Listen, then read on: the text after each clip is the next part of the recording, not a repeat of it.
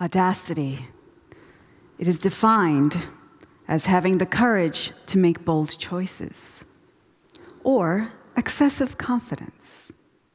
It is both of those, or either of those.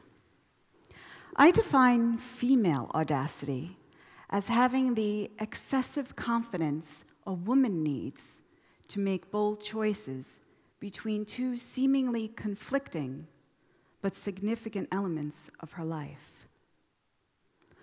All young people entering adulthood are faced with a stressful decision, our career path, because we believe that that choice will define who we are for the rest of our lives. And in some ways it will. But the truth is that we are not who we were 10 years ago, or who we will be 10 years from now. So we must have the courage to make a bold choice to live our truth now. Women are sometimes faced with additional stress once they decide to bring a child into the world. How are we defined now? Are we a nurturing mother? Or are we a career woman? This seemingly polarizing event in a woman's life can be tragic and very difficult to deal with.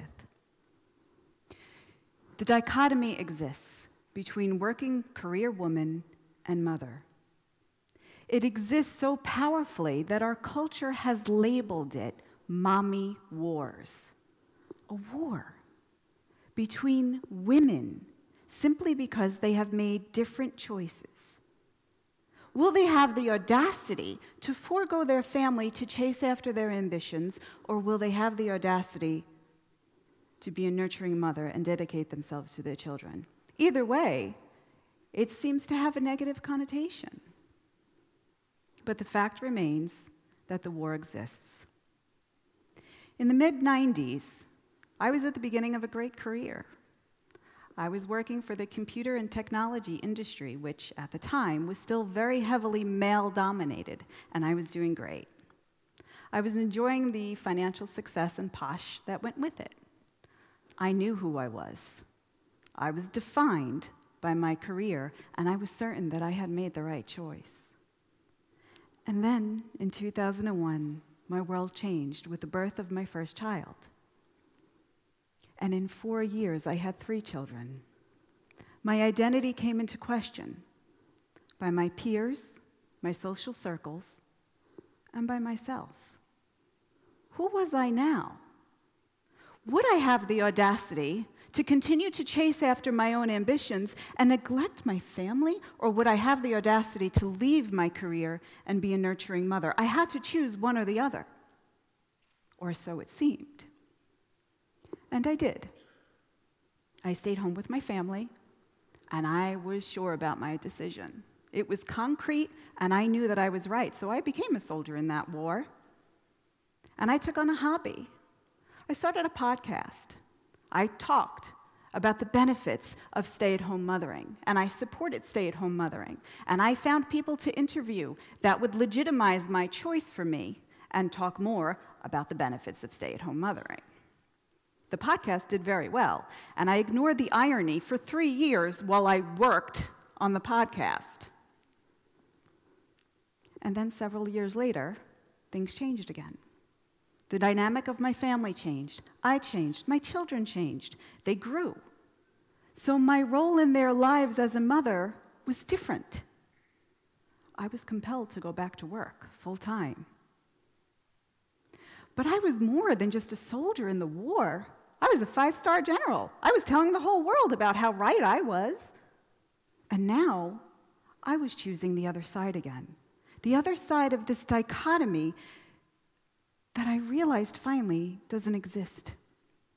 It exists because we have fear. It is a difficult decision to make. And when we make it, we spend a long time legitimizing it and defending it and creating the mommy wars, this dichotomy. Since the women's suffrage movement, women have swung back and forth on a pendulum, rising to work during World War II, proving that we can, proving our strength, replacing the men that had went to war, and proving our equality.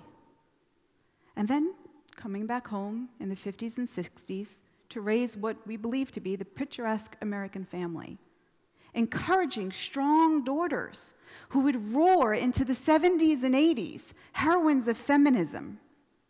And then the pendulum would swing back the other way when Generation X would decide in favor of natural stay-at-home parenting.